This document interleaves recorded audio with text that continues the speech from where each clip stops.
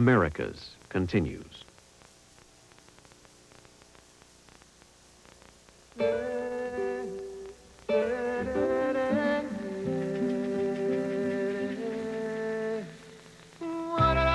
The Americas, a rich, vibrant region, vital to our interests and close to our borders.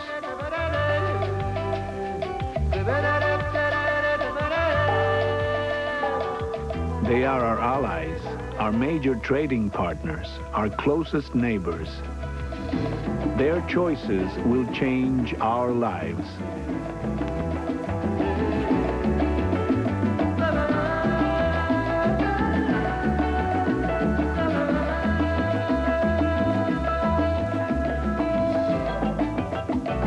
Three nations, 500 million people.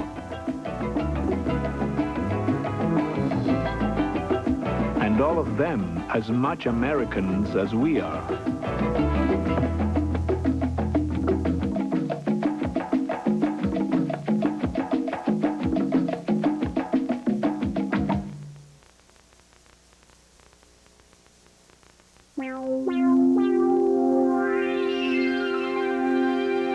Major funding for Americas was provided by the Annenberg CPB project.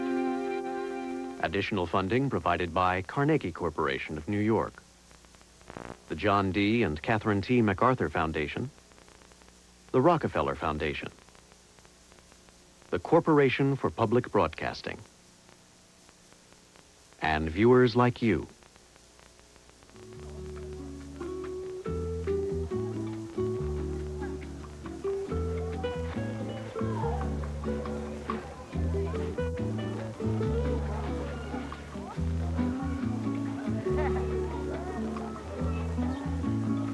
Good progress, paradise, beautiful horizon, new dawn. Towns in Brazil have exuberant names.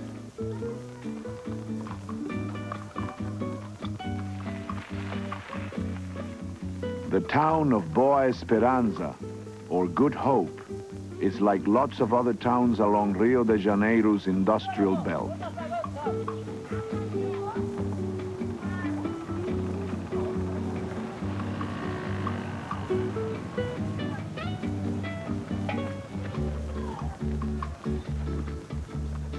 But today is special. Joãozinho 30, director of one of Brazil's most famous samba dance troupes, has come to rehearse with the local children.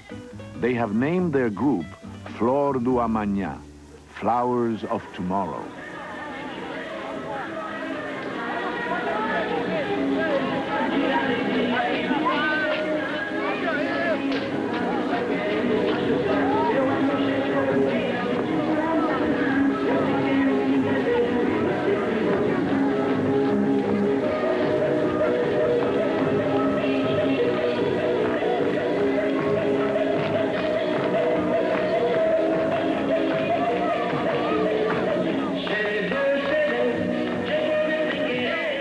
Less than a generation ago, Brazil's thriving economy promised its children a bountiful future. Today, the flowers of tomorrow confront bleaker prospects.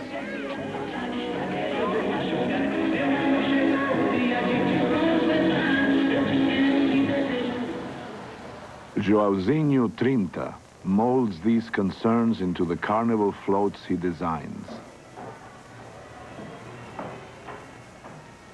É aqui que são feitas alegorias, os carros alegóricos. This is where we make the allegoric floats for Carnival. Last year, we did the story of Alice in Wonderland. We made a version based on Brazilian history. The rabbit, who is always late, represents Brazilians. No doubt about it, we're behind and have to catch up. And Alice represents the consciousness of this great country, which has fallen asleep, like Alice in the story.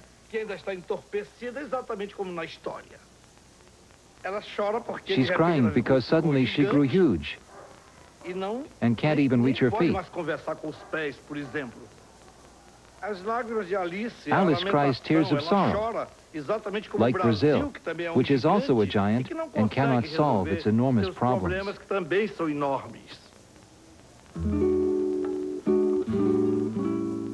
Development and democracy pose challenges for all the Americas. Why are there such problems, even in Brazil, a country of extraordinary potential?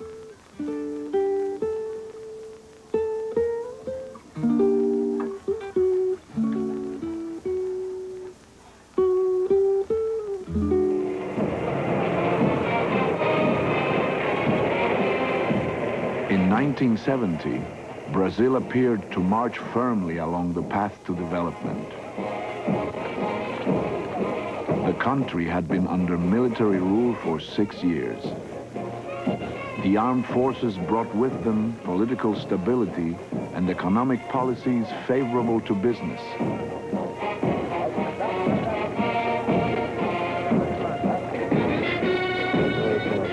For many, hopes ran high.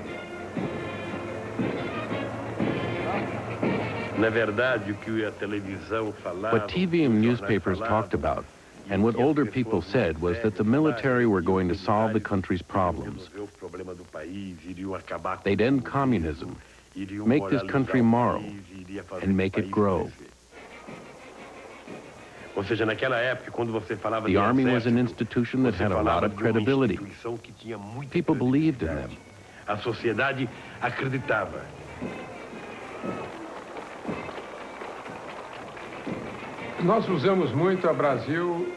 We often spoke of Brazil the great, the powerful.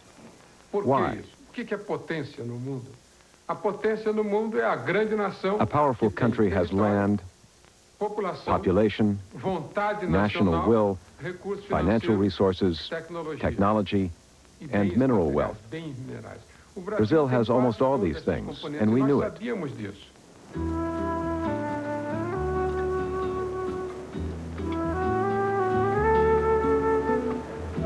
Brazil is enormous, nearly half of South America.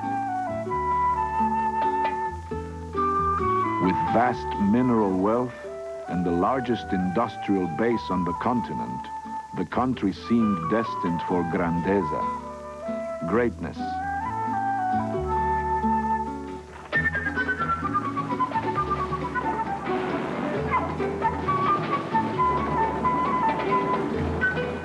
The military believed they could make this destiny a reality. They would tame the jungle, conquer the hinterlands, and bring development to the cities.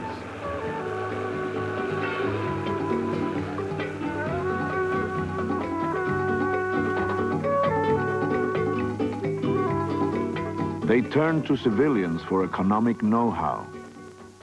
A sociedade estava crescendo, estava tendo certo sucesso. The country was growing. It was expanding its horizons, increasing exports, and absorbing new technology. Brazilians felt they were growing, progressing. It was called the Brazilian miracle. Delfim Neto used to say that whoever stands still will be run over. Everybody has to get involved. You have to contribute to development, to save yourself, because the economy will run over those who remain still.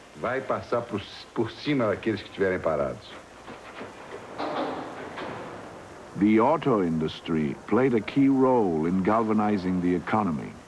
It fueled a staggering expansion of the steel, rubber, and other industries.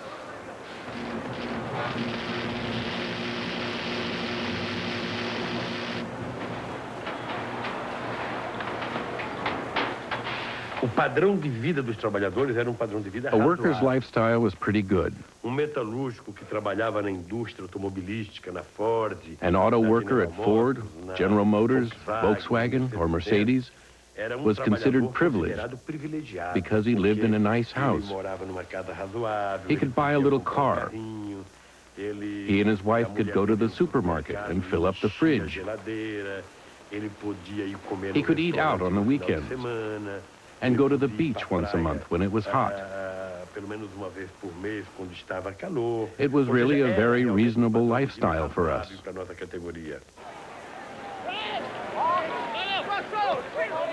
In 1970, Brazil had one of the fastest growing economies in the world. For Brazilians, the World Soccer Cup victory was the crowning glory of grandeza.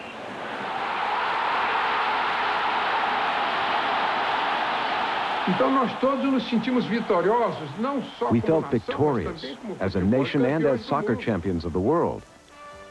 We thought we had vision, that we were doing everything right, even sports. We were the best.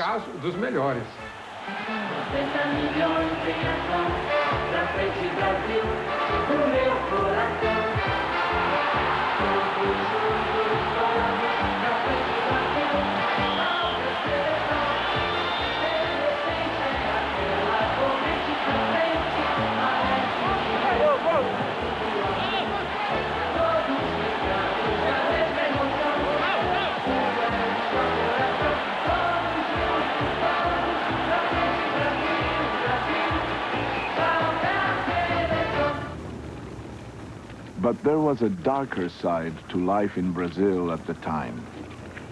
The military government tolerated no dissent or social unrest that might get in the way of their plans for progress.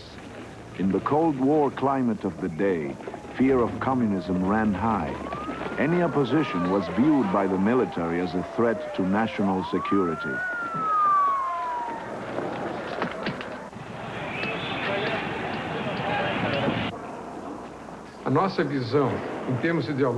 Our ideology was communism no, democracy yes. That was the general view.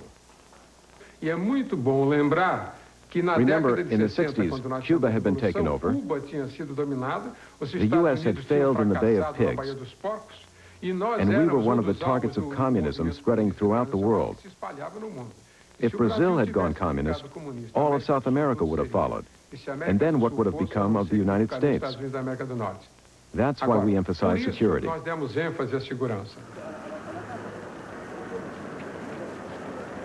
The press, artists, and musicians were all heavily censored.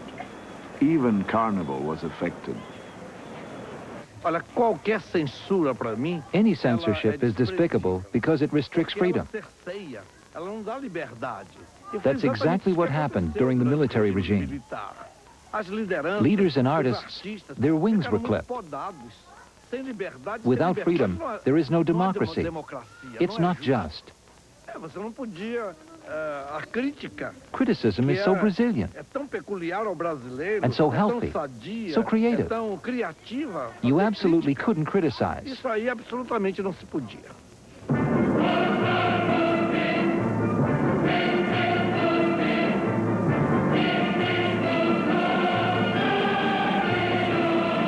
This film, made years after these events, dramatized the repression and torture used by the military.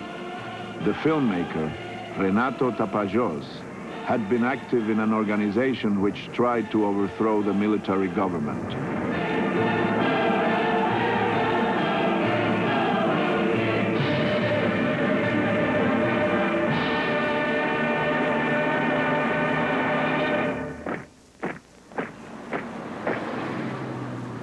Eu fui preso em 1969. I went to jail in 1969. I was tortured for about 2 weeks. I remained in jail until the trial, nearly 3 years later. And in the trial, I was sentenced to 10 years. Many young people got involved and turned against us. And when you fight with arms, someone dies, someone suffers, someone pays. Were there abuses? Of course. Who in the world has never made a mistake? But they weren't on purpose. We would rather have avoided them because mistakes are always costly. But that's part of the process. I don't regret anything I did, not even my mistakes.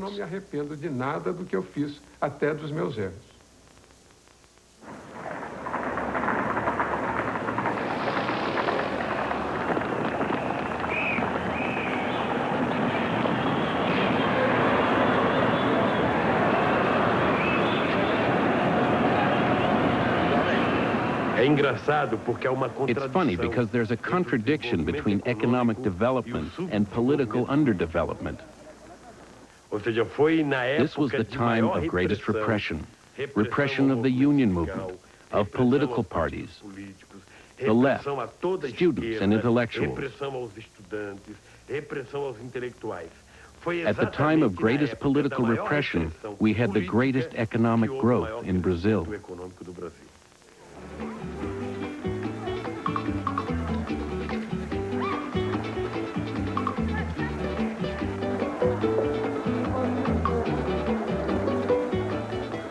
The growth rate hit a phenomenal 14% a year.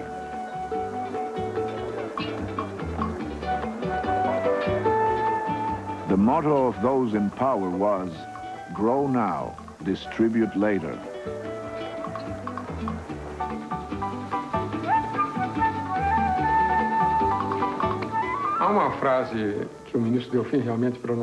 Minister Delphine said, a cake has to rise before it can be sliced and served up.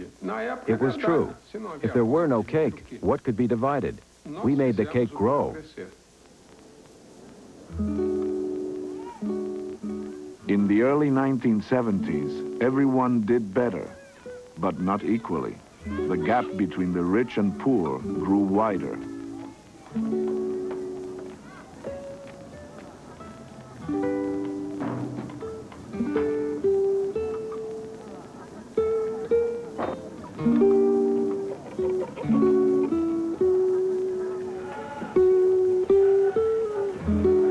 Benedita da Silva lives in the Rio favela of Chapéu Mangueira.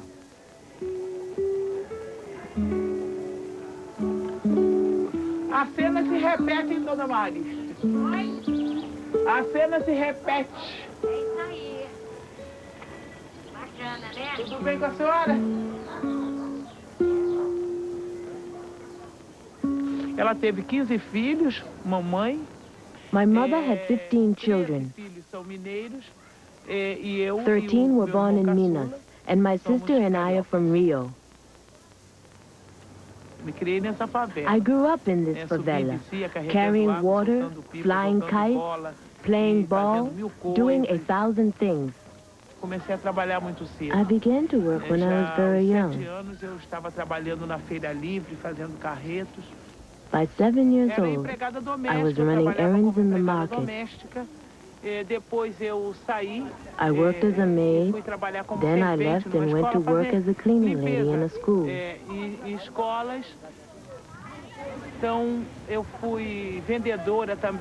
I've sold cosmetics and lemons. I've done everything you had to do so that you didn't die of hunger. Aqui é muito difícil o trabalho, né?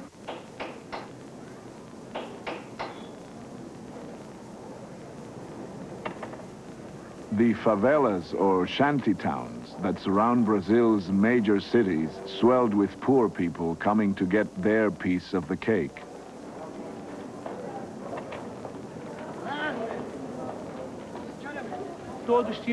Everybody had to work a lot because they said, let the cake grow, and when it's really big, everyone will get a piece. Our piece was to continue without running water, without electricity, without sewage. All that we have here wasn't paid for by the dictatorship or anybody else, but by the community itself with some help from the church. Ajuda da igreja de vez em quando.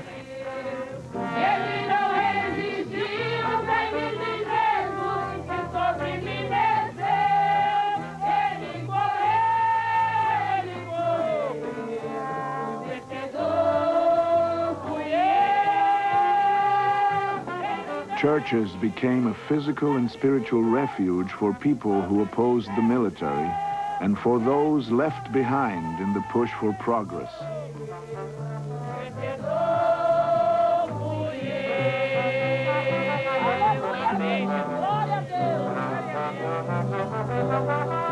Louvado seja Deus.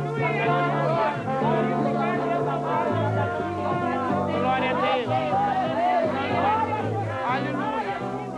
Na verdade, eu acredito em milagre. Eu sou evangélica. I believe in miracles. I'm a fundamentalist, a Christian woman, but no miracle happened here. It happened for the military, for big landowners, for businessmen. But the poor got poorer, the rich got richer. The buildings and mansions grew, but we didn't get even one slice of that cake. You call this a miracle? I say it was a horror, a tragedy, the capital sin of Brazil.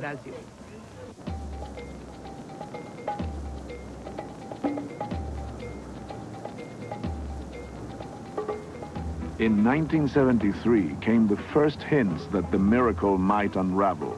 OPEC countries raised the price of oil. This hit hard in Brazil, which was the largest oil importer in the developing world. The first oil crisis was devastating. We went from paying $2 a barrel to paying $12. We went from spending 7, 8, 9% of our export earnings to paying almost half. So it was a terrible change. Rather than dropping their development plans, the military looked for new ways to grow.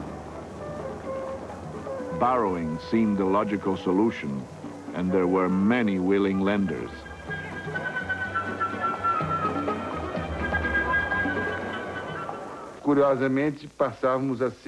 Curiously, every day foreign bankers were almost begging, knocking on our door and offering as many dollars as we wanted. Long-term loans at low rates with ironclad guarantees. Brazil continued its growth in an artificial way, getting petrodollars in order to finance its development. The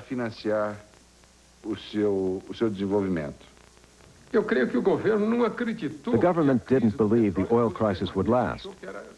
They thought it would pass and that the old price would return. So they continued their plans, borrowing more money to pay for the higher costs. Some of the money went to projects designed to break Brazil's dependence on foreign oil. The government developed an alcohol fuel made from sugarcane.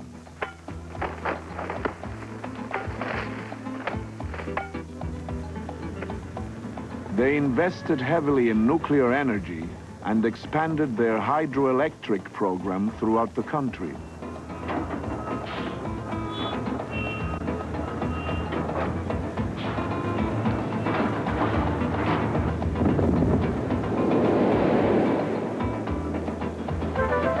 The dam at Itaipu was to be the largest in the world, worthy of Brazil's grandeza.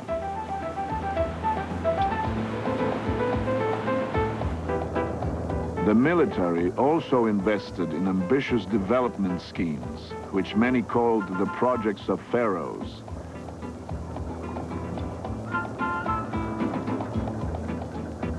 Giant construction projects dotted the landscape. The government paid the bills with borrowed money.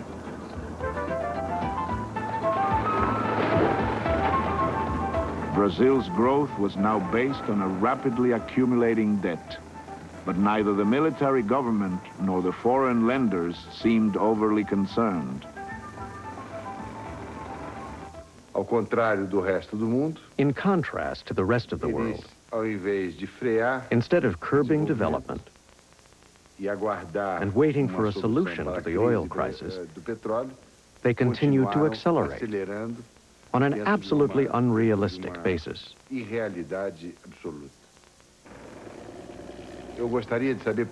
I would like to know why an error so grave, so crass was committed. Why did Brazil behave differently from the rest of the world? In Holland at this time, everybody was encouraged to ride on bicycles. Brazil didn't even reduce the speed limit for cars on the road.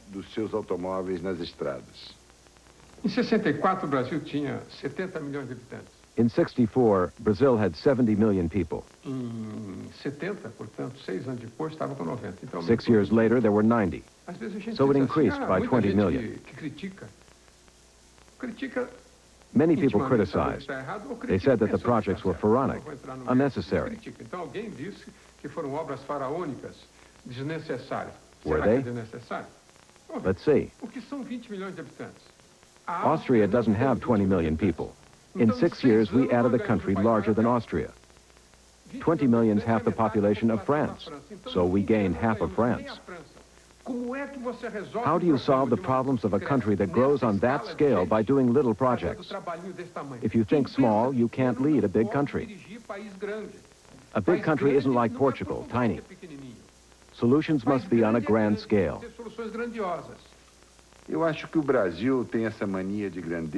I think that Brazil has a mania of greatness, starting with its size. I think that these 8 million square kilometers give us a sense that we must be big in everything. And sometimes enormous errors are committed that are justified by this false sense of greatness.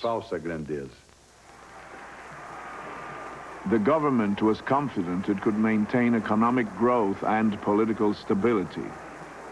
By the mid-1970s, a new, more moderate leadership within the military felt they could begin a slow transition back to civilian government.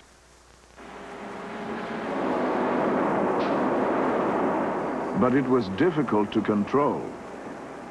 The new political opening was electrifying, especially for workers. In 1975, Lula became the leader of the Metal Workers Union in São Bernardo, one of the large industrial centers near São Paulo. Why did the struggle begin here in São Bernardo? At one time, workers here were eating well, but they began to lose that quality. It was normal that they'd put up a fight. Between a person who is born blind and one who becomes blind as an adult, the one who feels it more is the one who becomes blind because he's lost his sight. The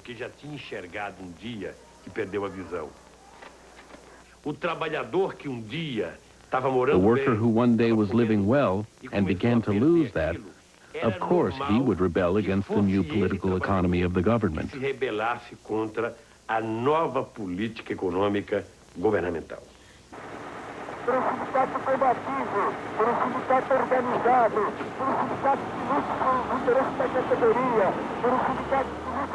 Workers felt pinched. Incomes were no longer rising at the extraordinary rates of the early 70s. In 1978, the metal workers walked out in the first major strike Brazil had seen in 10 years.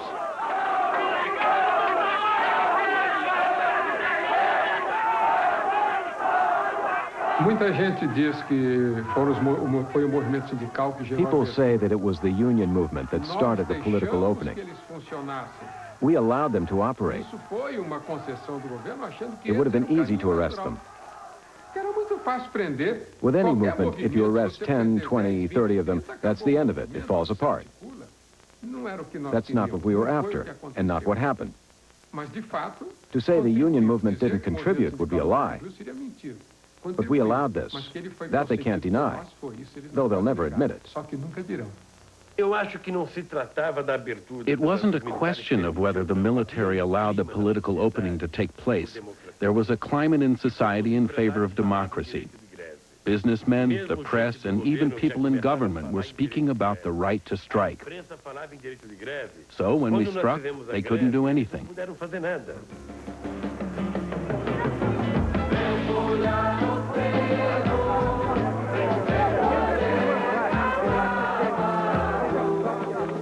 Throughout Brazil, there was an upsurge of political activity. By the end of 1979, there were over 400 strikes in a variety of industries.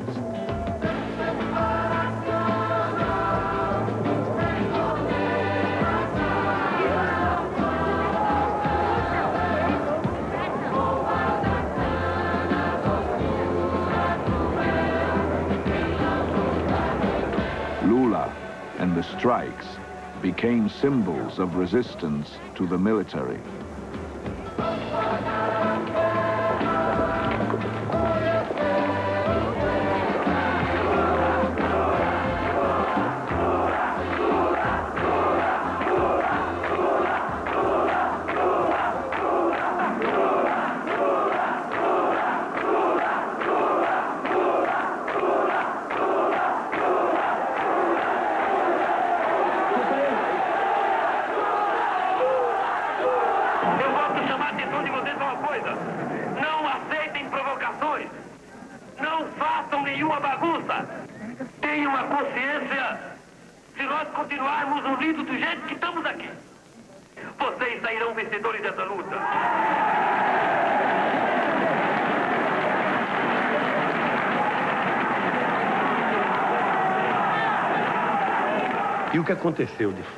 In 1980, we had the biggest strike in the history of this country. We struck for 41 days, and it paralyzed the entire city. 150,000 workers. It was a strike that shook up Brazilian society.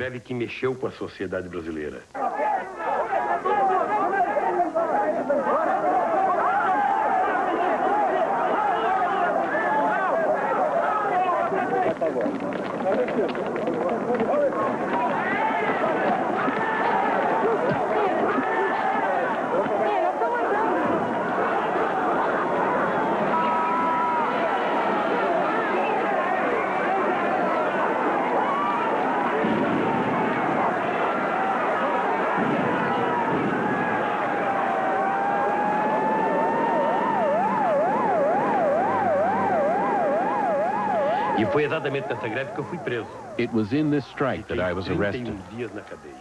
I was in jail 31 days, and that was the year that we had the most fantastic May Day in the history of this country.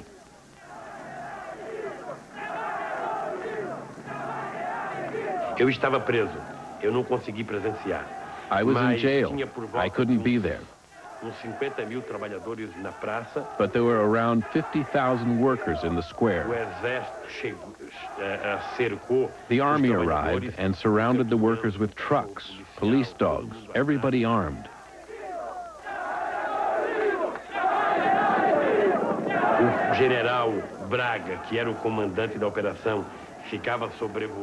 General Braga, the commander of the operation, was flying overhead in a helicopter. What happened was very funny. People were in the square. The army surrounded the people, and then more people kept arriving, and they surrounded the army.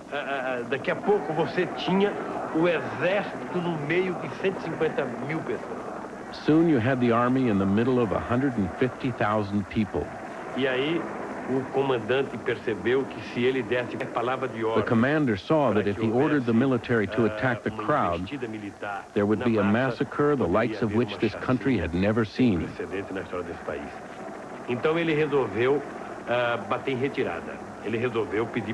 So he decided to retreat. Then the workers cried and sang, and there was a huge march that left the cathedral and went to the soccer stadium where we held our meetings. It was the greatest moment of the Brazilian workers' struggle.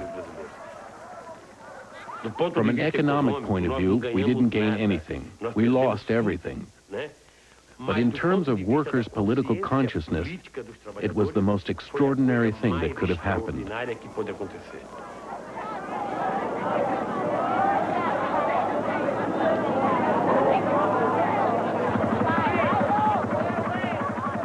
The workers' losses reflected a deepening economic crisis. Oil prices had tripled, triggering a global recession. The world financial community raised interest rates on loans.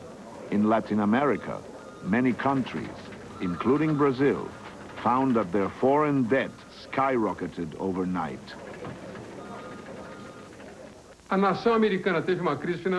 The U.S. had a financial crisis and decided to solve its problems by raising internal interest rates. But then they applied these higher rates to our loans as well. Loans which had been 5 or 7% a year went up. We had to pay 15, even 24%. This difference helped solve the American problem. But since we paid American and European banks, it did brutal damage to our planning. And planning for a nation can't be stopped like a train. Put on the brakes and shh, it stops. It doesn't. The process has to continue. Brazil decided to continue development by increasing its debt. Brazil should have made a big adjustment, as Korea did in 1980. But Brazil, like the rest of Latin America, didn't do this. Instead, they expanded. Brazil grew by 8% in 79 and 8% in 80. By then, we were very much in debt.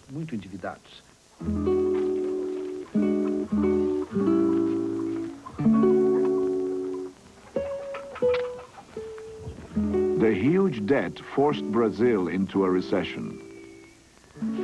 Incomes, which had doubled in the last decade, now began to drop, and drop precipitously, in the cities and in the countryside.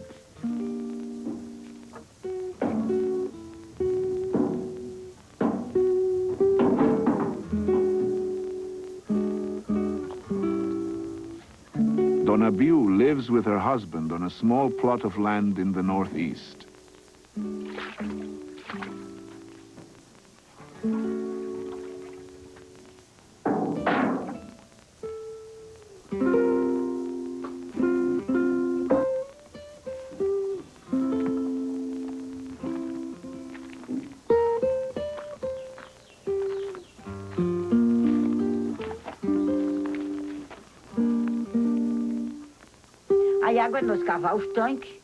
Jesus sends us water. We find a stone where Jesus left a hole. We get on top and clean the dirt out to make a tank to gather water for us.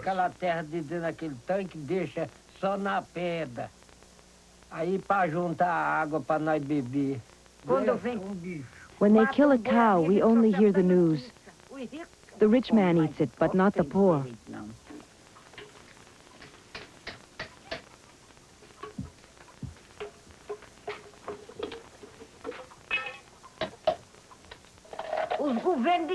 The government said they'd give lots of help.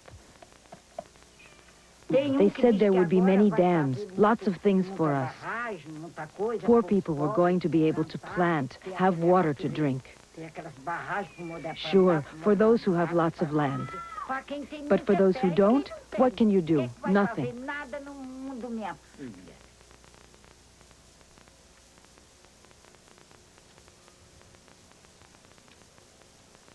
The big mistake was made in 79-80.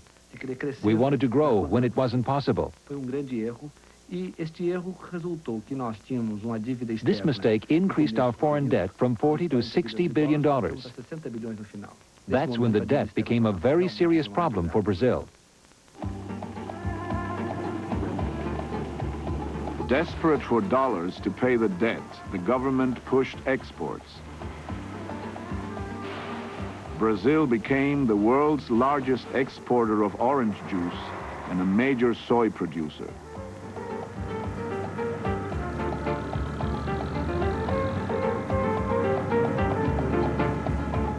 The government increased arms sales to the Middle East in exchange for oil.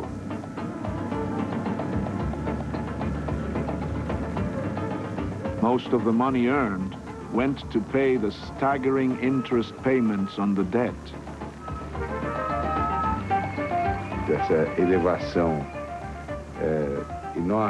This enormous increase in the interest rate for a country as over-indebted as ours was really tragic.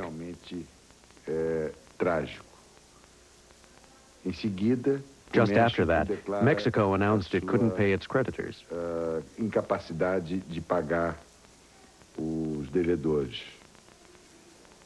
Argentina, soon after, did the same.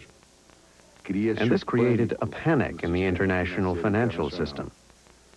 All the usual credit lines for the underdeveloped countries were cut. Nearly bankrupt, Brazil was forced to go to the IMF for an emergency loan and began to cut back on spending.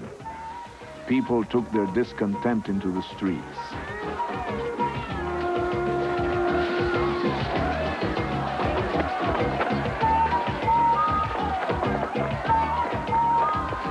Five times, Brazil signed agreements with the IMF.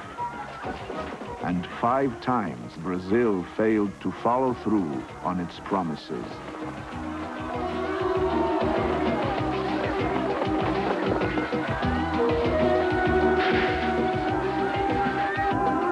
By 1984, after 3 years of economic decline, the military could not stifle the call for democracy.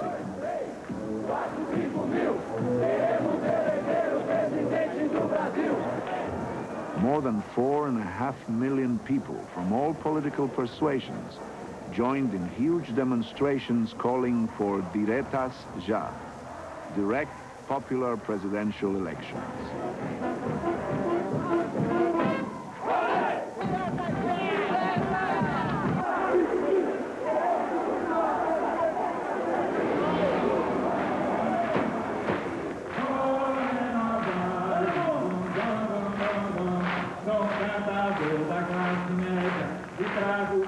The military was demoralized by their failure to stabilize the economy and by the strength of the opposition.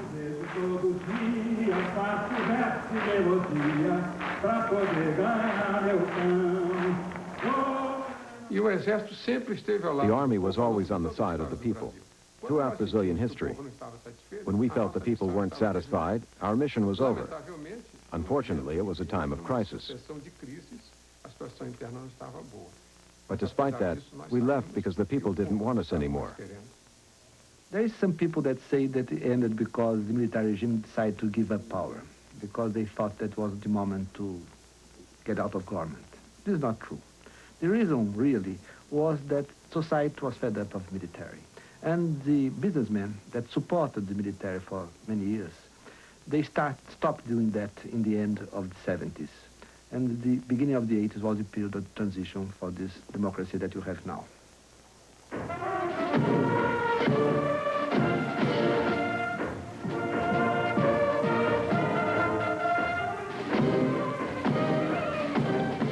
In 1985, the last of the military presidents handed power over to a civilian. For a short time, it seemed that economic recovery was at hand. Brazil had once again begun to grow. The one real worry was now inflation. The new government developed the Cruzado Plan, a daring scheme of price and wage controls, and called on citizens to police prices.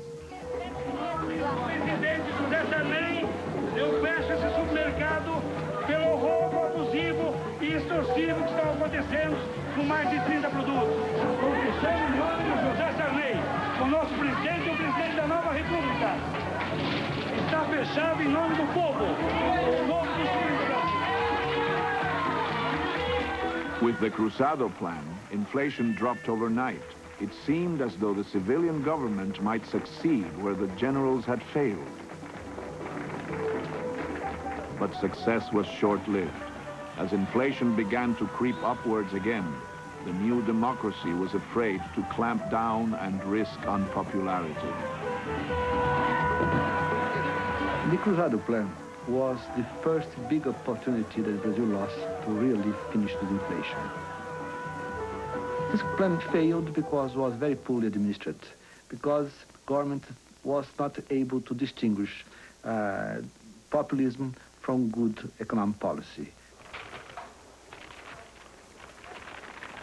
With the failure of the Cruzado and other plans, inflation spiraled out of control, topping 1,000% a year.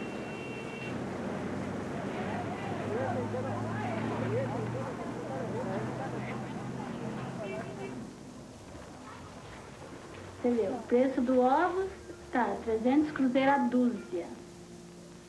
The price of eggs is over $1 a dozen. When less than a year ago, it was 5 cents. Lettuce is almost 70 cents a head, and before it was 3 cents. You could get a whole basketful for 15. Before you could get oranges by the basketful, and now nothing.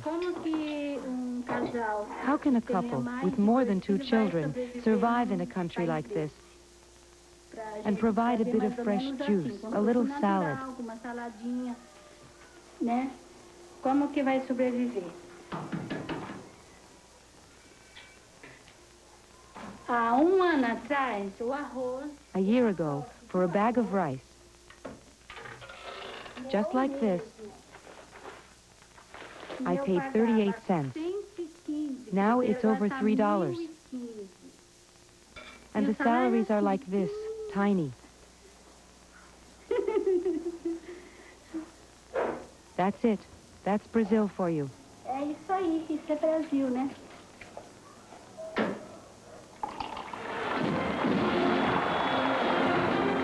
Voters hoped for better as they went to the polls in 1989 for the first direct, popular presidential election in 29 years. The choice was between candidates of very different persuasions, Fernando Collor on the right and Lula on the left.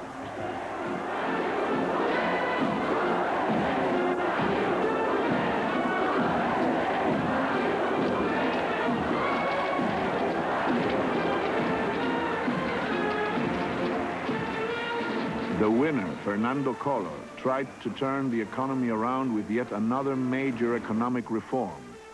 His government's failures only increased public distrust.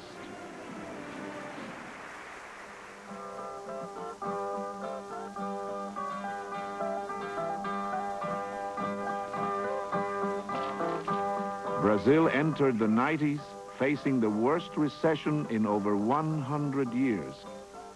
The population has soared, incomes have fallen, and the gap between the rich and poor remains one of the worst in the world.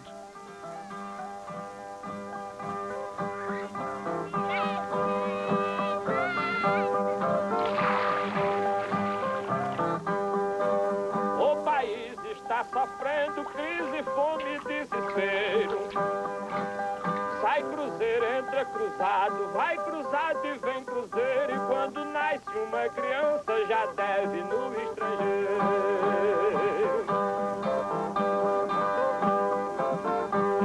O milagre brasileiro, só a sua história eu li. Que aos poucos dava tudo para o FMI. Vende obras faraônicas que não funcionam aqui.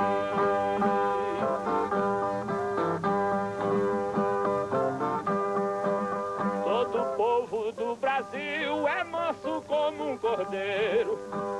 Em 70 se falou num milagre brasileiro. A dívida externa ainda existe, mas ninguém viu o dinheiro.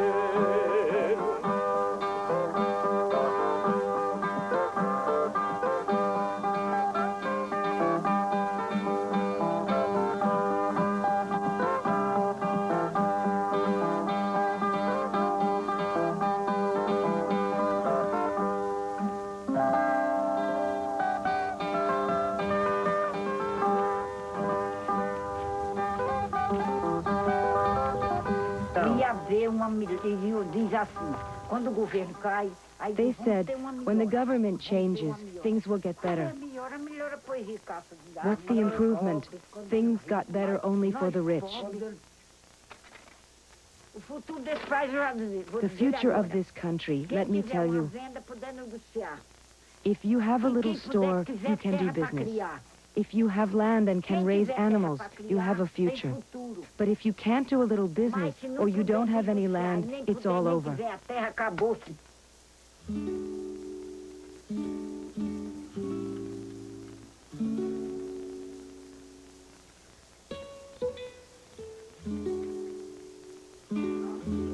The path to progress in Brazil has modernized cities and developed industry. Progress has also expanded shanty towns, uprooted peasants, carried diseases to the Indians, and brought to the Amazon rainforest perhaps the greatest man-made environmental destruction in the world.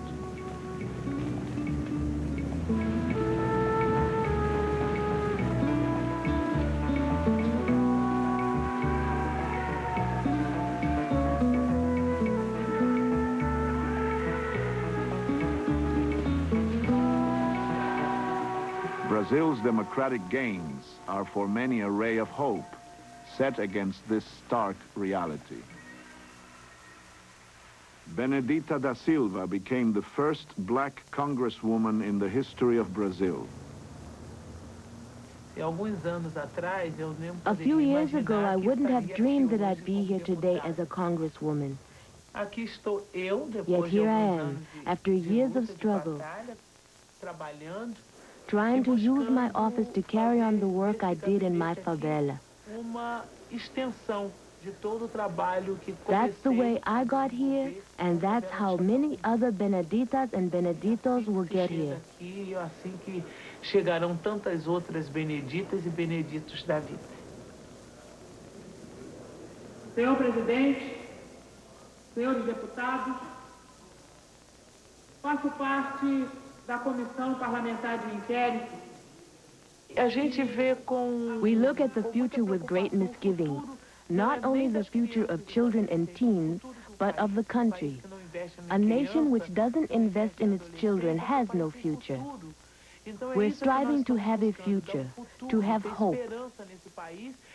And for that, we have to invest in our youth and make of Brazil what people want. Brazil today is a fully democratic society with established values of individual liberty and an extraordinary respect for law and for the norms of liberty. We've solved that problem. Now we have to solve the problem of a return to growth. In Brazil, there's no democracy. As long as there are illiterates, people dying of hunger in the streets, and a minimum wage of $50 a month, you can't speak of democracy. A crucial question is to know if economic reforms are viable in democracy. I believe they are. I believe that you learned a lot in this crisis, that you are learning, and that we are starting to make the reforms we need. We are starting to make the fiscal adjustment that's essential. We are starting to make trade liberalization, to make privatization, to make a more market-oriented economy. So this economy will recover, and it will recover in a democratic way. I am finally an optimist man.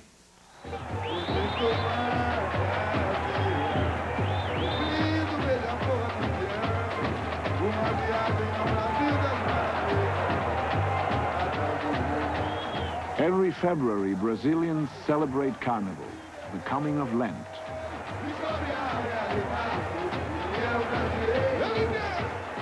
The images of Carnival have come to symbolize Brazil, yet few outsiders understand the real meanings and messages.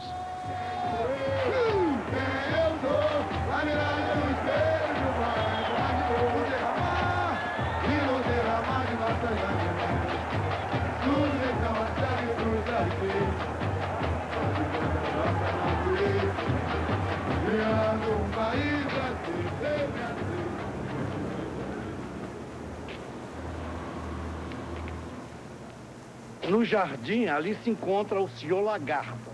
In the garden, Alice meets the caterpillar, who asks her, "Who are you?" Alice says, "I no longer know who I am. Once I was tiny like Brazil, underdeveloped with many problems. Suddenly I grew, became a great power, but with a huge foreign debt. I don't know what to do. I don't know who I am." But Caterpillar says, "Pay attention.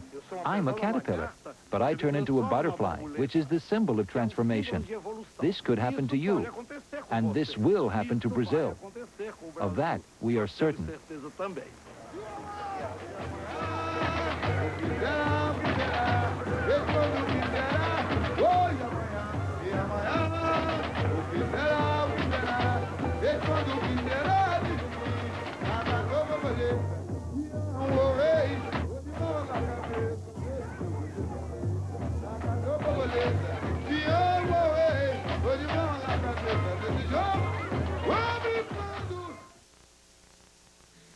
Next time on Americas. Two worlds collide as a steady stream of migrants flood into Mexico's cities,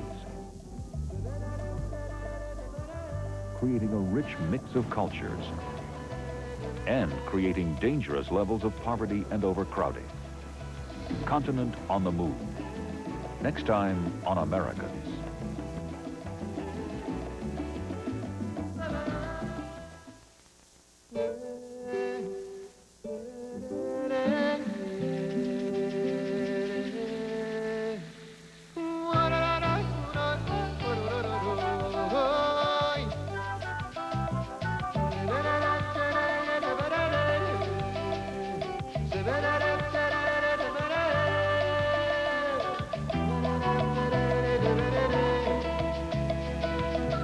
Coming up, it's the refreshingly intelligent talk show alternative.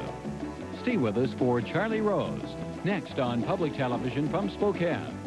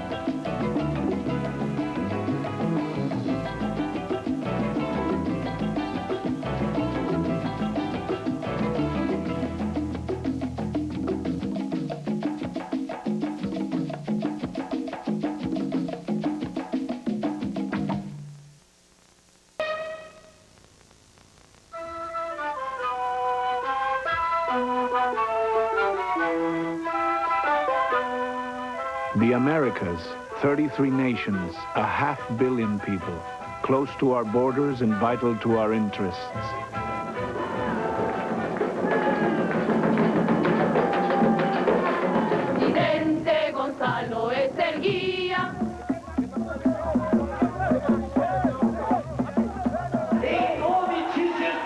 The 1990s find the Americas at a critical moment in their long history. After years of struggle, many of these nations have rejoined the democratic world. Up to the very day of the plebiscite, we didn't believe it was possible to vote out the dictatorship with a pencil. That with a pencil, saying no, we could defeat such a brutal dictatorship. It's a fragile success. The Americas are now enduring some of their worst economic conditions ever. As long as there are illiterates, people dying of hunger in the streets, and a minimum wage of $50 a month, you can't speak of democracy. Every day there are challenges: drugs, military death squads, guerrillas. We will transform society with violence. No violence, no change. Milagre brasileiro, só a sua história eu li. Which paths will the Americas take? They are our allies, our major trading partners, our closest neighbors. Their choices will change our lives. And we are connected in another way.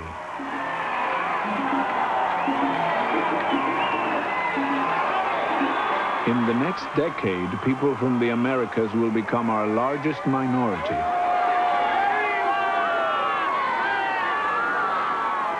Already their impact has been tremendous, challenging some of our most fundamental ideas about America. The melting pot is really a dangerous place. You don't really bubble up to the surface. You just sort of like become sludge at the bottom. We have to exercise our rights. If they don't give them to us, we must take them. We must fight together.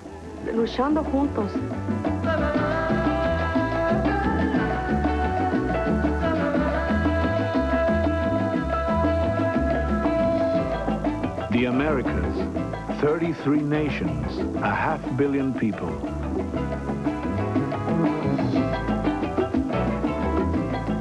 And all of them as much Americans as we are.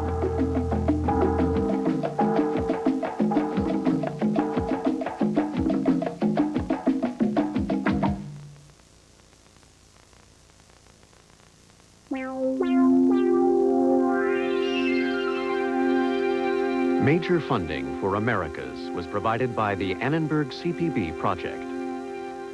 Additional funding provided by Carnegie Corporation of New York, the John D. and Catherine T. MacArthur Foundation, the Rockefeller Foundation, the Corporation for Public Broadcasting, and viewers like you.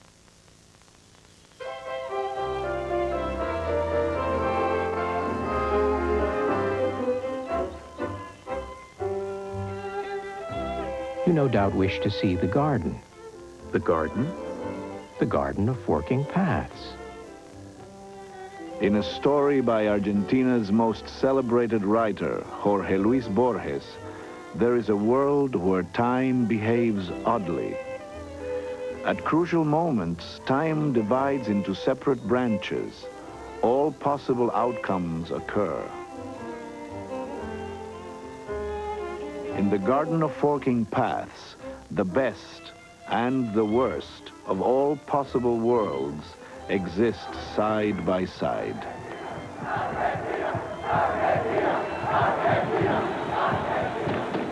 Carlos Menem is president of Argentina.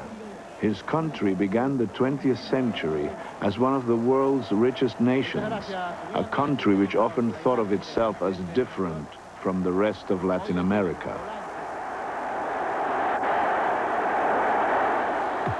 By the time Menem was elected president in 1989, that self-image had to be revised.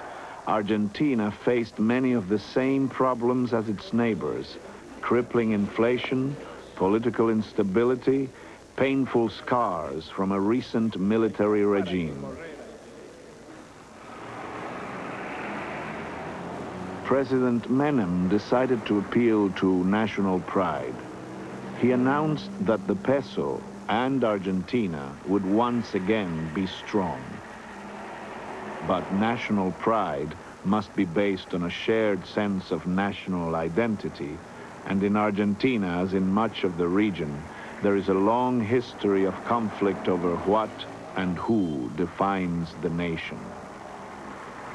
Across Latin America, nationality has been forged out of diversity. Argentina, unlike countries further to the north, has relatively few Indian and African roots.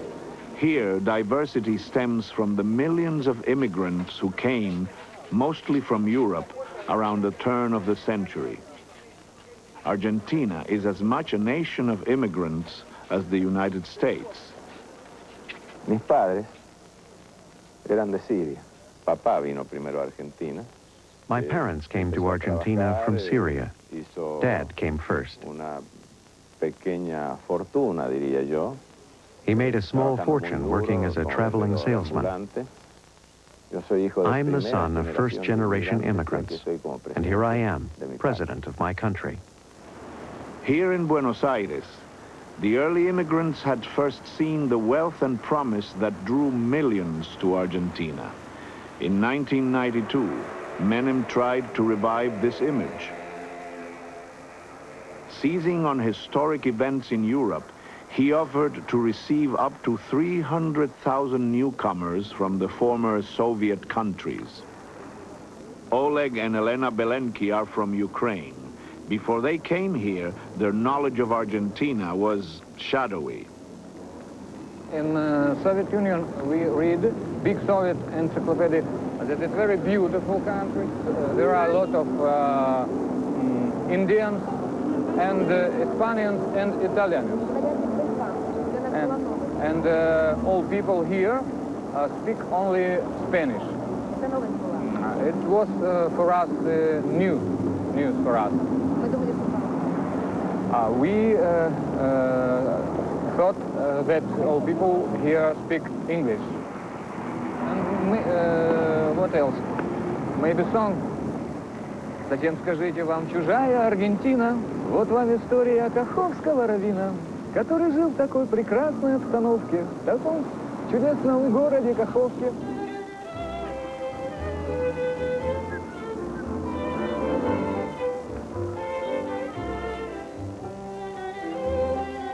The tango is a reminder that not all the immigrants who flocked to Argentina found the fortune they were seeking. For them, the tango, created in the Buenos Aires melting pot around the turn of the century, was more than a dance. It was a song of disappointment and broken dreams. Cuando rajé los tamangos, buscando ese mango que te haga volver. La indiferencia del mundo, que el sordo y el mudo recién se tira.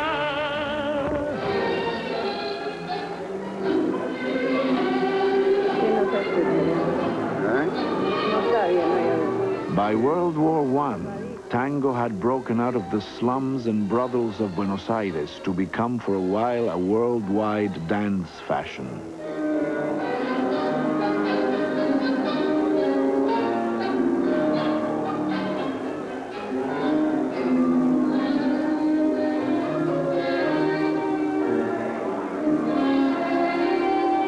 In Argentina, the tango still fills the air, perhaps because it remains a better expression of the country's elusive national identity than anything its politicians have been able to devise. Muy bien. Not far from the cramped immigrant districts was another quite different Buenos Aires. In the 1880s, Argentina's landed families set out to build a metropolis worthy of their growing wealth and importance. They looked to France as their model of elegance and progress. Even their Columbus faces back towards Europe. Here they lie today, obstinately clinging to their grandeur.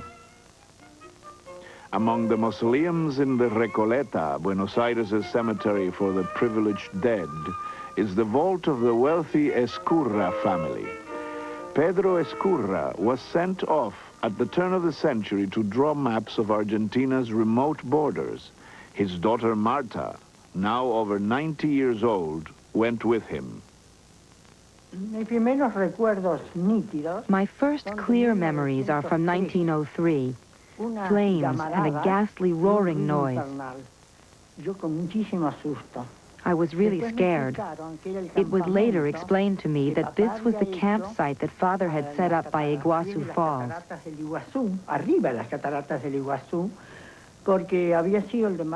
He was drawing out the boundary between Argentina and Brazil.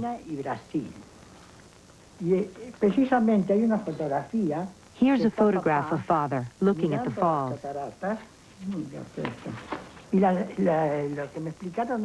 The fire, I remember, was the bonfire for scaring away snakes. The noise was the falls. And to think that my mother was riding those rapids with us in canoes towed by the locals. As she grew up, Marta had all the privileges of a wealthy landowning family during Argentina's most prosperous decades. It was a completely different way of life. We lived like a big patriarchal family. All the neighborhood children would come home to play, the grocer's children and all the others, even the little black children, who were all very well brought up. There was a living democracy, just naturally. Nothing was imposed.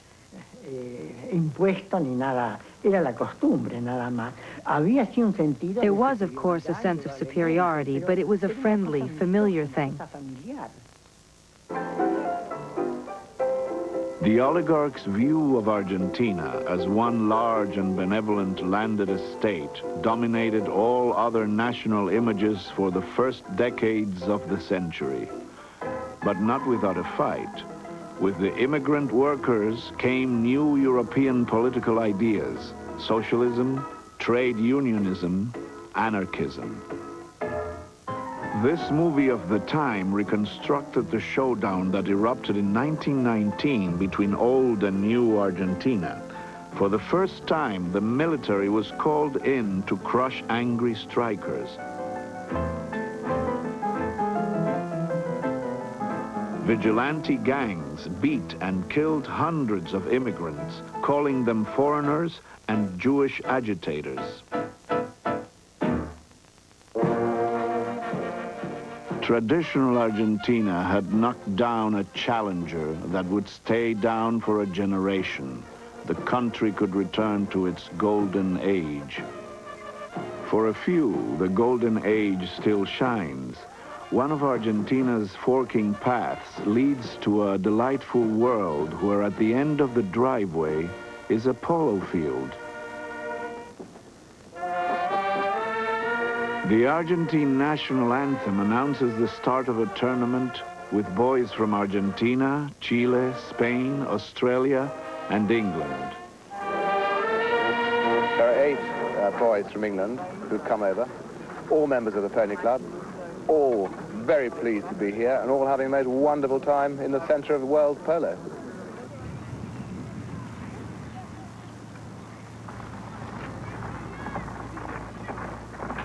In this suburb in the Pampas, near Buenos Aires, many of the polo fields are on private estates. Around here, people invite each other over for Sunday lunch and a few chuckers. The man who embodies Argentine polo is Horacio Egui. Himself a former international player, he has 4 sons who represent Argentina and play so well that tournament rules disbar them from taking the field together. La Pampa es una gran llanura que es una enorme cancha de polo. The Pampas is a great plain that is one huge polo field. All you have to do is cut the grass, and it turns into a polo field. Y se convierte automáticamente en una cancha de polo.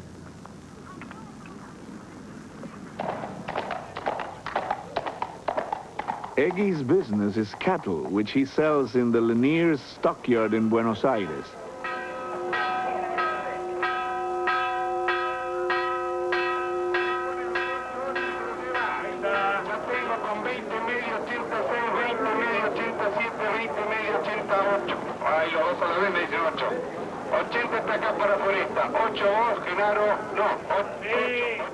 The average Argentine eats almost twice as much beef as someone from the United States. Egui's office is run by Alfredo Campanelli. Today we had 19,200 head coming to the market. Many years ago, there'd be between 25 and 30,000.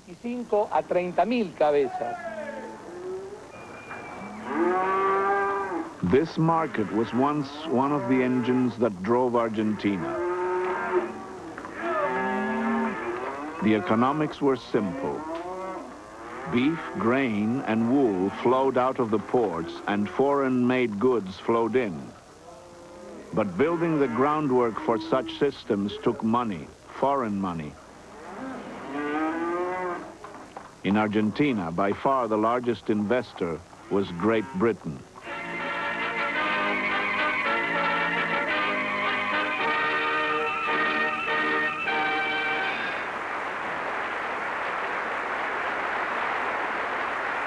British companies built and owned most of the railways, the docks, and the meat-packing houses.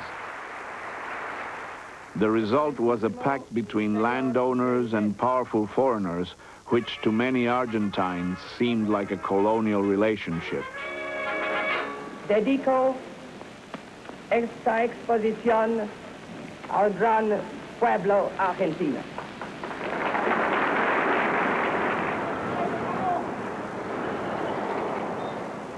In general, I would say that Argentina has always been so much connected with Great Britain that, you know, Argentines really look up to anything English.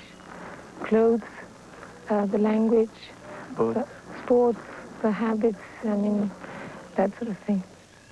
Maria Elena Mulville, an Argentine, and her British husband Julian run a dairy farm on his family estate in the Pampas. Julian can trace his presence here to the British railroads. His father, a civil engineer, built bridges and viaducts. In those early years of the century, Argentina was booming, and he did very well building, contracting for the railways until he bought this farm when he was retiring from the business. Here was the key to Argentina's wealth. Huge tracts of some of Latin America's richest soil. But with so much of its wealth dependent on a single source, agricultural exports, Argentina was as vulnerable as the rest of the region to foreign decisions beyond its control. In the depression of the 1930s, the boom went bust. Now, the cattle come to the Buenos Aires market by road.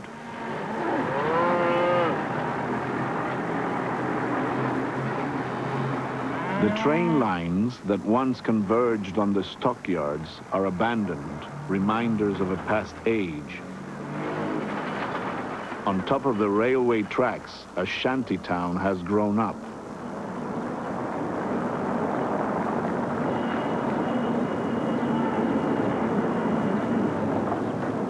A 1,000 miles from Buenos Aires, close to the Andes, there is another Argentina.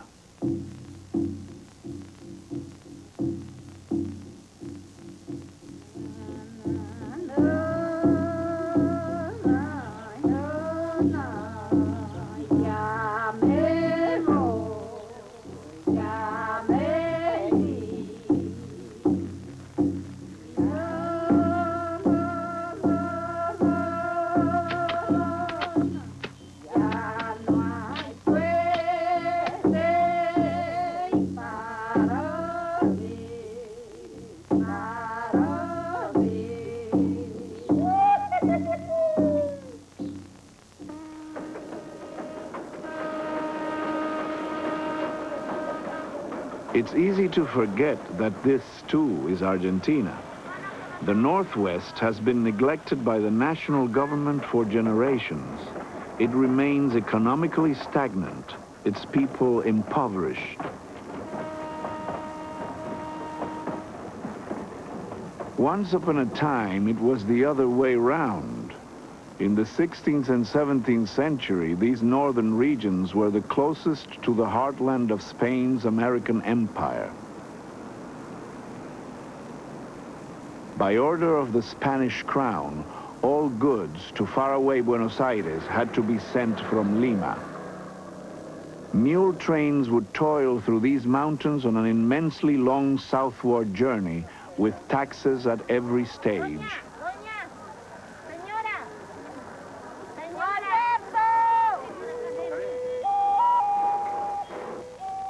The port city and the Northwest, the landholders and the immigrants. Like the parallel worlds in Borges' Garden of Forking Paths, Argentina made little progress in linking these worlds with a unifying concept of nationhood until the 1940s. Then a new player entered the garden. Juan Domingo Perón managed for a while to embrace more of the numerous Argentinas than any leader before him. Perón's own world was the military, which seized power in 1943. His inspired idea was to wed the military to its least likely ally, the workers.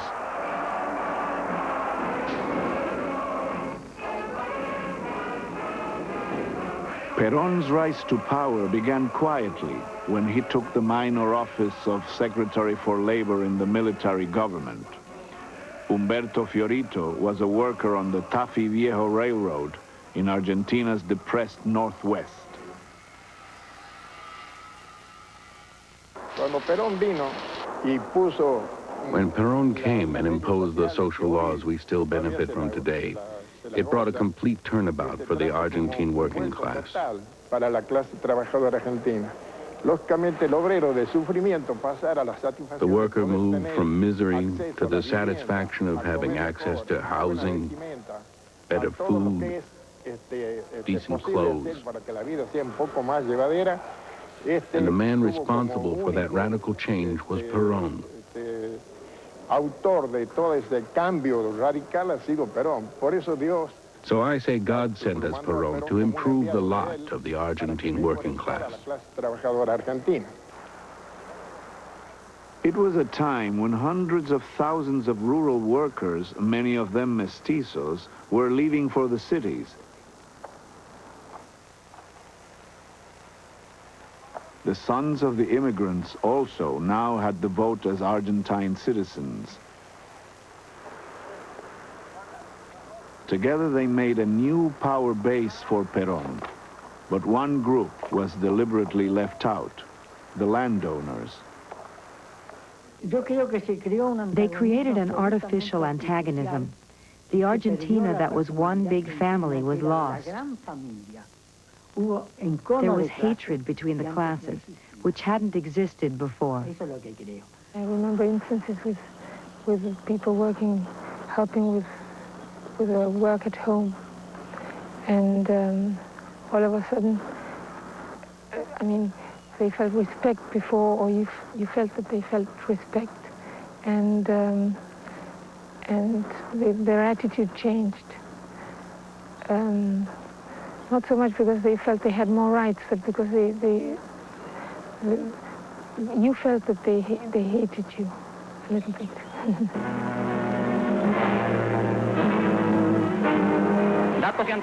The military regime was actively anti-communist, as its propaganda films showed. Perón's pro-union policies worried his superiors. He replied that by siding with the unions, he was building a defense against communism. For the landowners and exporters, it became hard to tell the remedy from the disease. I remember we would often come here to the market, and the cattle hadn't arrived because the union was on strike.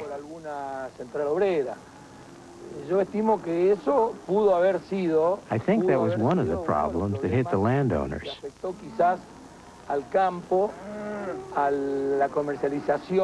And hurt the cattle trade and the meat exports.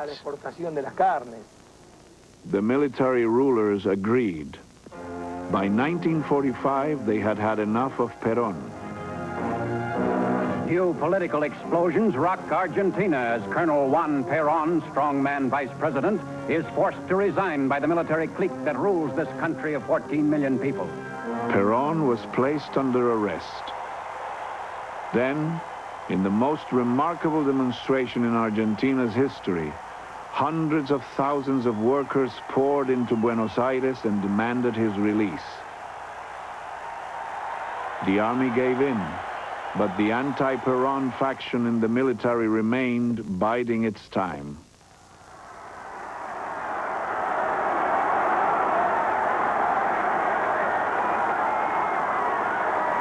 Soon after his release, Perón was elected president. Enrique Pavón Pereira was Perón's secretary. Dice, yo no creo que no haya sido sensible, porque no he sentido en mi vida un dolor ajeno sin acudir a calmar ese dolor. Sacrificarnos o morir por otra bandera que no sea la que está en ese mar.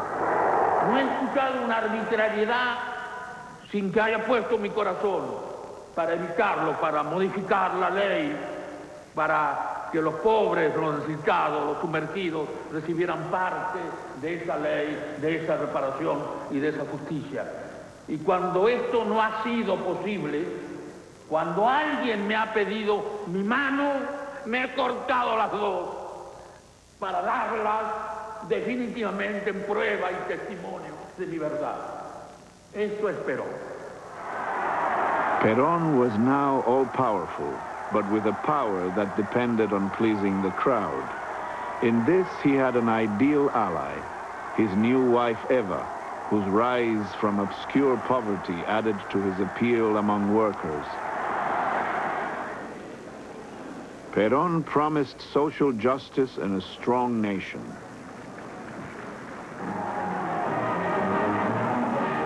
The most symbolic of his nationalist policies was the purchase of the British-owned railways for Argentina. Now they were Argentine.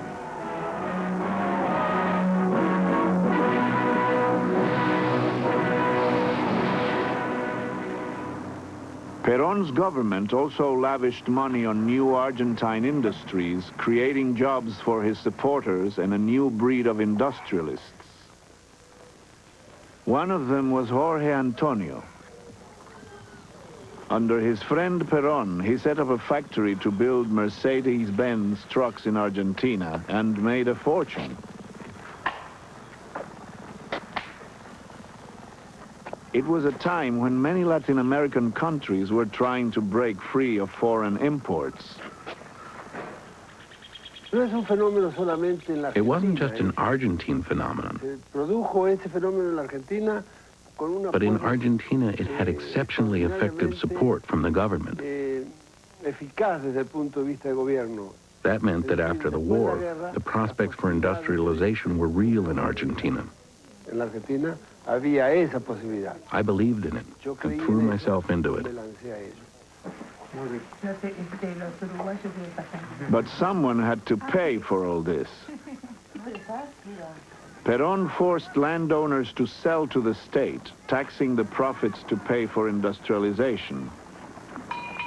All that was very damaging to the country, because the country's strength is in farming.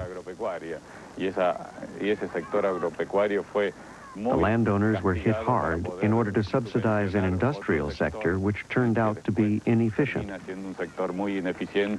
And it was the landowners who were made to pay for it.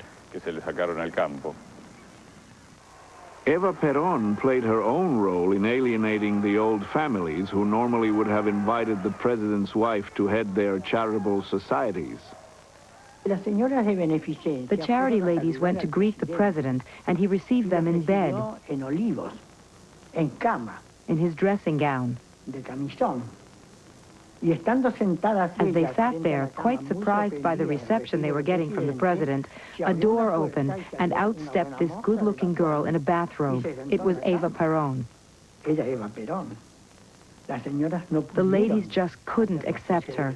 She excluded herself.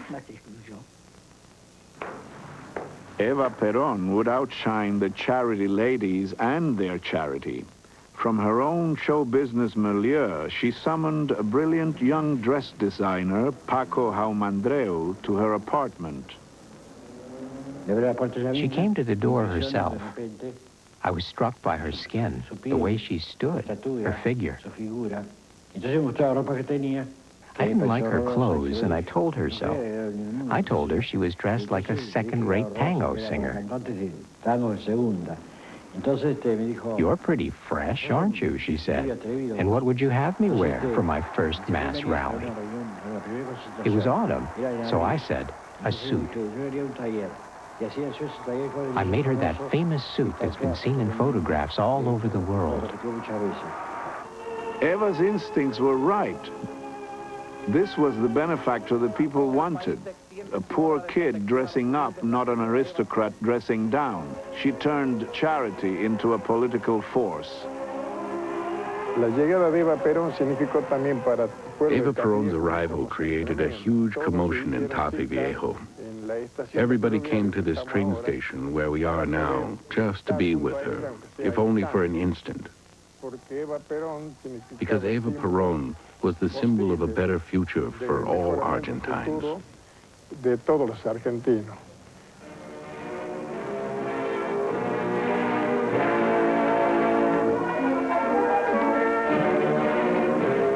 Eva was only 33 when she died of cancer in 1952.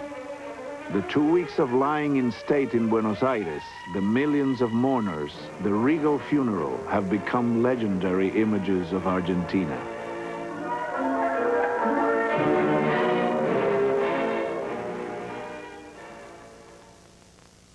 Even before Eva's death, Perón's government had begun to falter. The money was running out, in part because the hard-pressed landowners were producing less. Perón cracked down, widening the divisions. There was persecution. My family experienced it. I went through it at the university. We had to carry guns.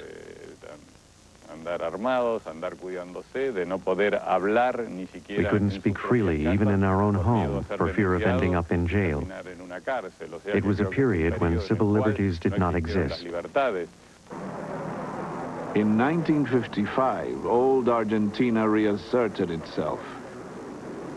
Conservative elements of the military shelled and bombed the main square in Buenos Aires, where Perón had his office. Eva had wanted to arm the workers, but Perón, the army general, could not accept the people's militia. Instead, he slipped away into exile, averting civil war, but leaving Argentina more bitterly divided than ever.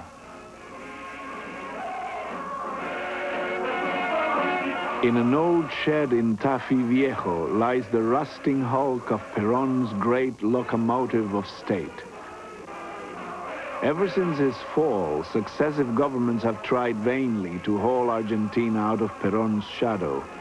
Not even his death in 1974 ended the divisions. Right-wing Peronists formed death squads. Left-wing factions of his party split away and took up arms.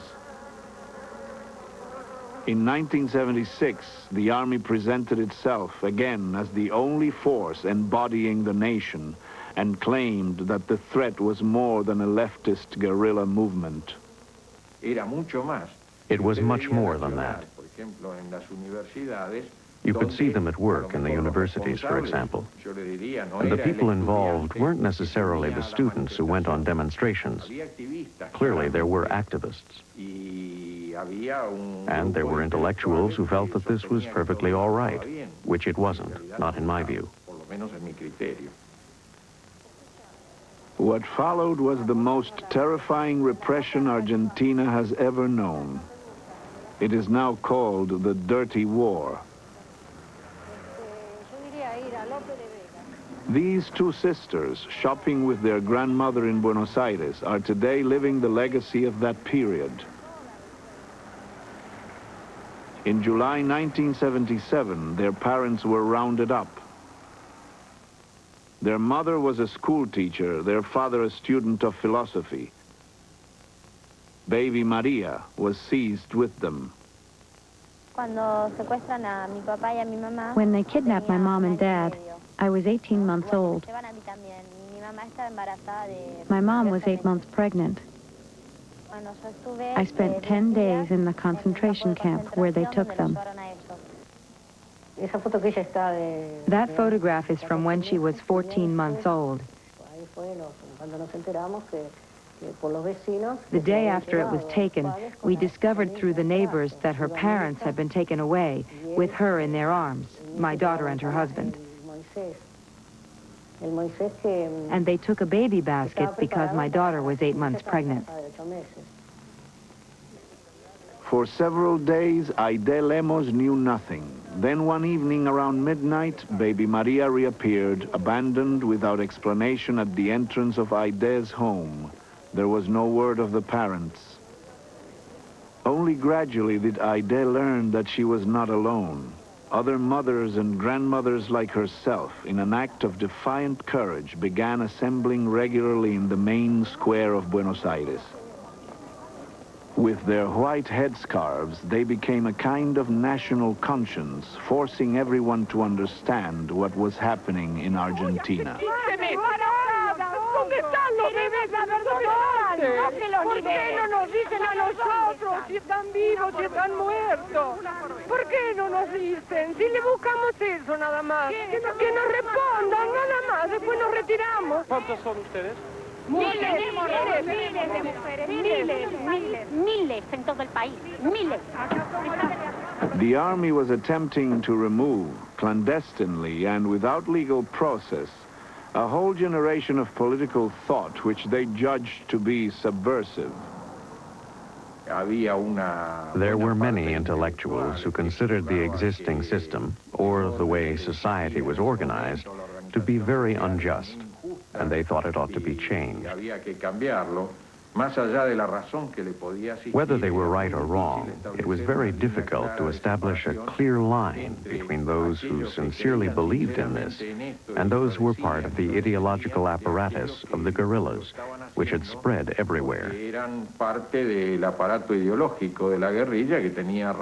This made fighting them difficult, and possibly even led to mistakes being made, I believe, sometimes serious ones, among those of us whose task it was to suppress that activity. Which was real enough, and which tried to change the Argentine way of life.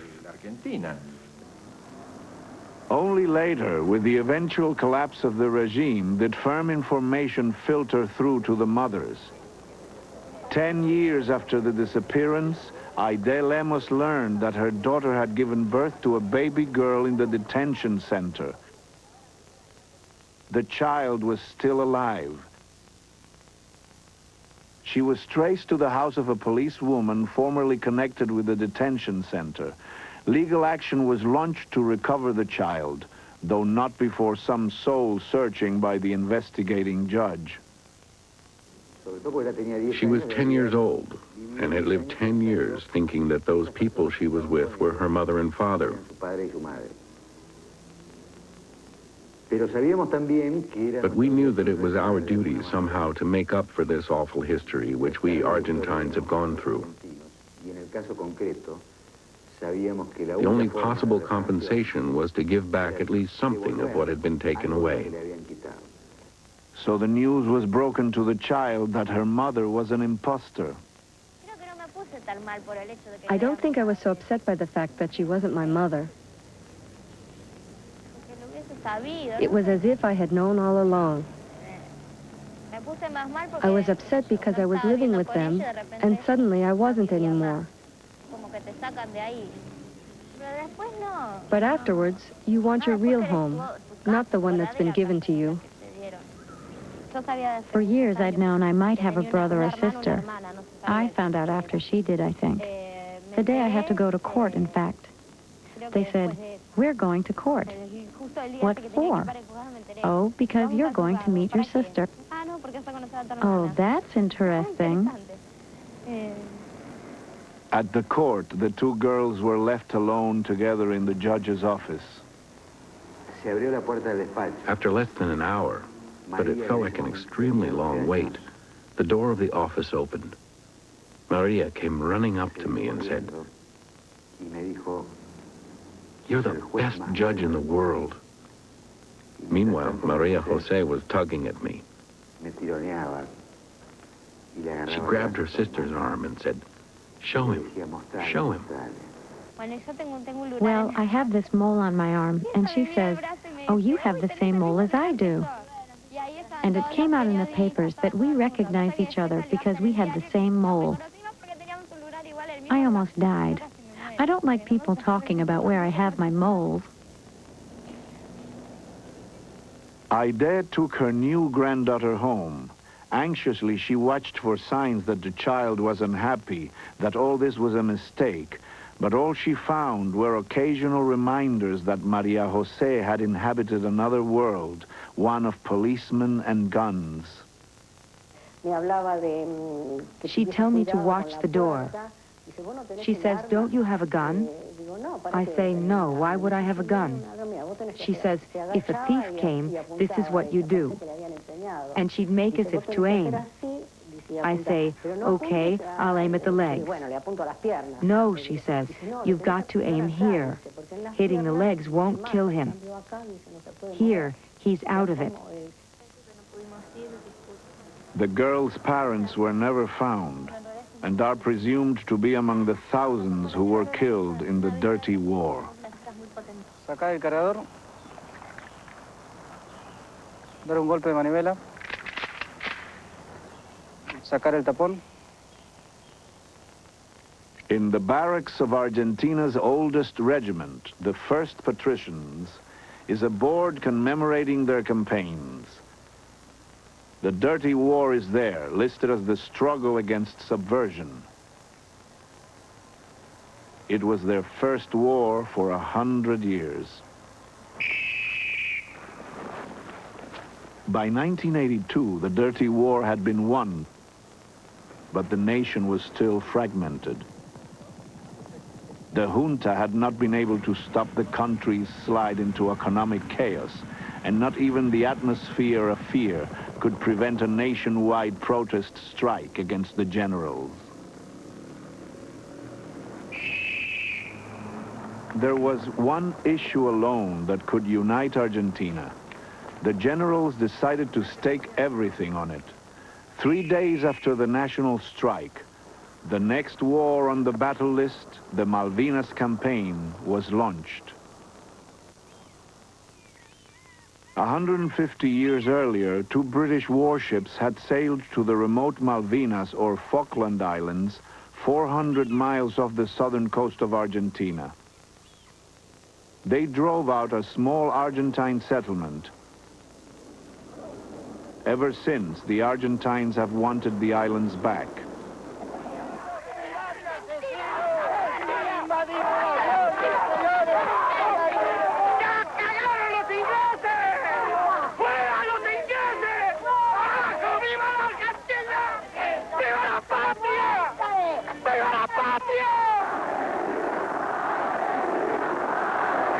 In April 1982, the military announced that its forces had landed on the islands and taken over the small British colony there. They filled the islands with young conscripts. For many of them, it began as an adventure. For most of us, it was a novelty. We were all 18-year-old kids. On April 13th, we arrived at the Malvinas Islands, although no one told us where we were.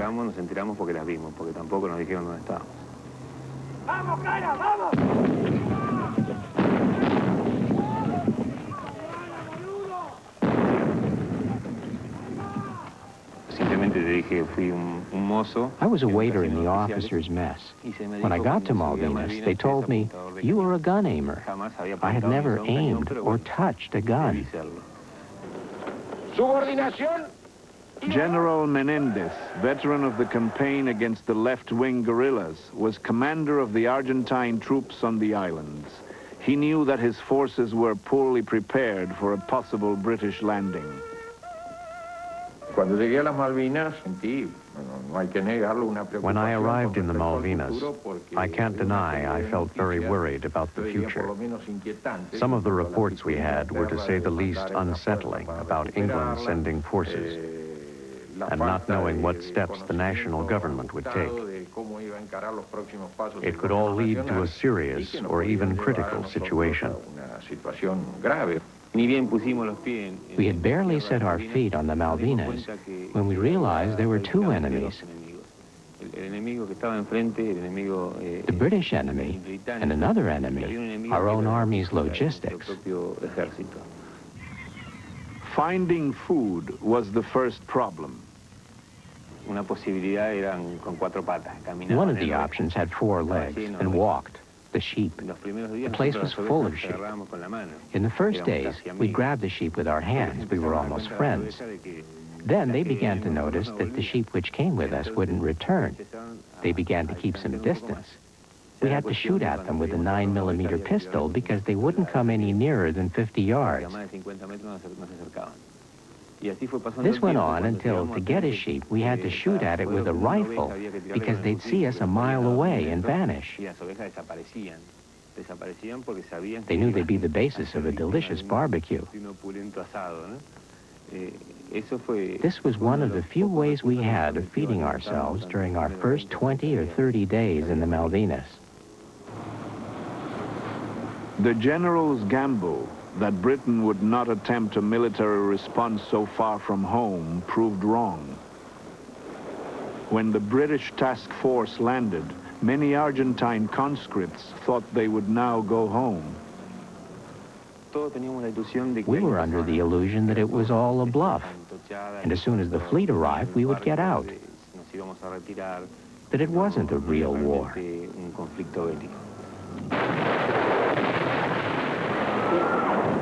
They stayed, and they fought a real war against an army of professional soldiers.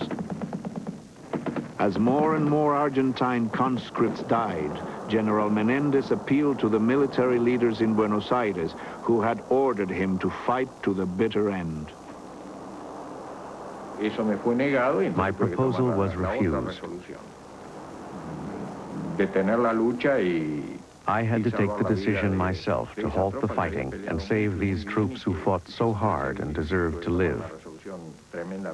A tremendously difficult decision for a soldier at my level of command. Defeat, when it came, was all the more bitter because no bad news of the war had ever been released. The discredited military regime left power soon afterwards. 649 Argentines died in the Malvinas War. 10 years later, at the War Memorial Wall, the events that united the nation are remembered in individual privacy.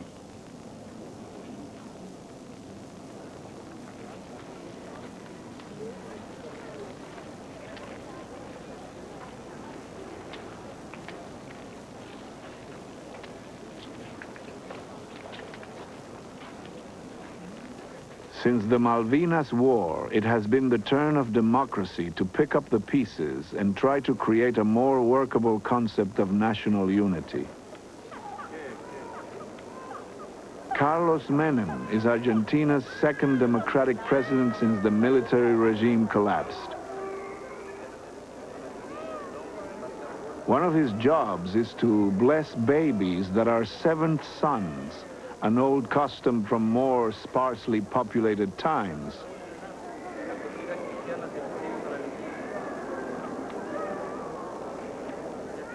But if his blessing is to mean anything, Menem must lead Argentina out of its past divisions.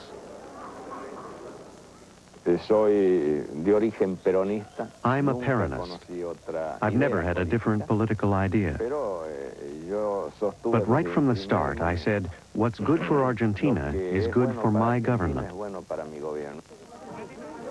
Menem, the Peronist, has found a remarkable solution to the Peron problem. He is dismantling much of what Peron stood for.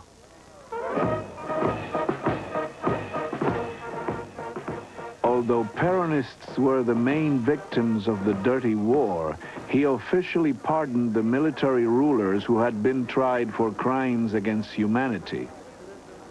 Despite the protests this caused, he argued that forgiveness was better for unity and necessary for stability. He began privatizing industries that Peron had nationalized, such as the telephones. Menem's government has been tainted with charges of widespread corruption, but many Argentines have supported him. All those old anti-Peronists like myself would vote for him now because of all the changes that he has started in the country, which are doing everybody good. And people's attitudes, people that work for you, have changed too. There isn't that resentment that one used to feel. In 1992, Menem's next target was Peron's most spectacular nationalization, the railroads. Angry railroad workers called an unofficial strike and protested in front of the National Congress building. Tony Reda, who became a train driver after the Malvinas War, was one of the leaders.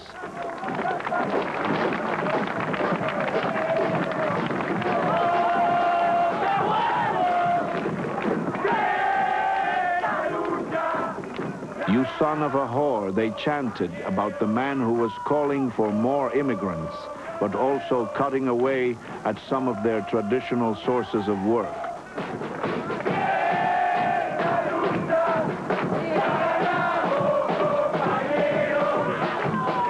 At the height of the strike, police at a Buenos Aires railroad station moved against commuters angry at the lack of trains.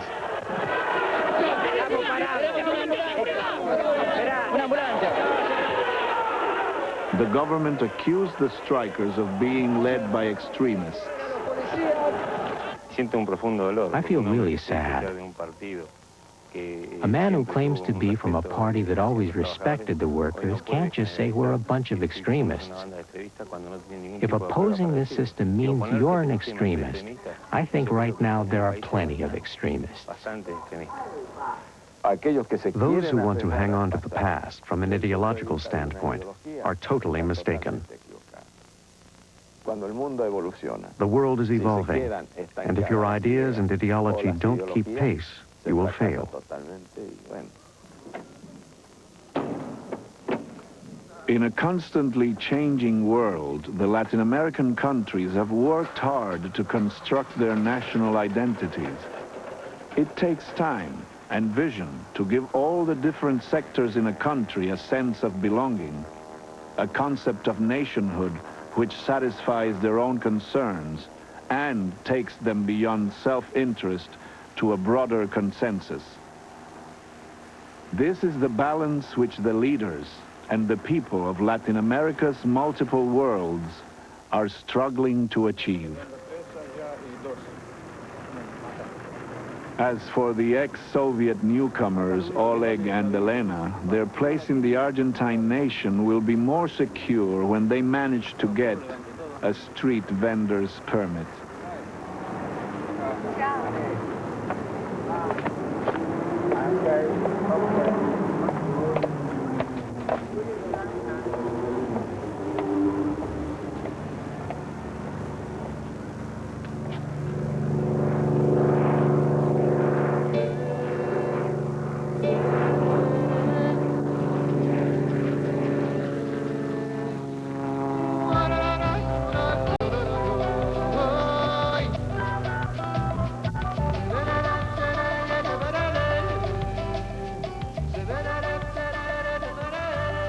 Americas will continue.